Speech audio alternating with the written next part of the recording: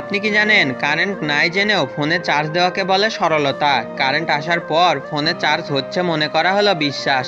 3 ঘন্টা পর এসে দেখলাম ভুলে সুইচ দেইনি, এটা হলো বোকামি। যা হয়েছে বাদ দিয়ে আবার সুইচ দেওয়াকে বলে ক্ষমা। সুইচ দেওয়ার সাথে সাথেই আবার কারেন্ট যাওয়াকে বলে মন ভাঙা। কারেন্ট আবার আসতে দেরি হবে ভেবে ফোন সাথে নিয়ে বাইরে যাওয়া হলো কনফিডেন্ট। 3 ঘন্টা পর বাসায় এসে শুনলেন বেরিয়ে যাওয়ার পরপরই কারেন্ট এসেছে, এটা হলো কাটা ঘায়ে নুনের ছিটা। আবার তাড়াঘড়ি করে চার্জে লাগানোর সাথেই কারেন্ট যাওয়াকে বলে ছ্যাঁকা। কারেন্ট আসতে পারে ভেবে 3 ঘন্টা বাসায় বসে থাকা হলো অপেক্ষা। 3 ঘন্টা অপেক্ষা করে নিজের ওপর বিরক্ত হয়ে মন খারাপ করাকে বলে ডিপ্রেশন।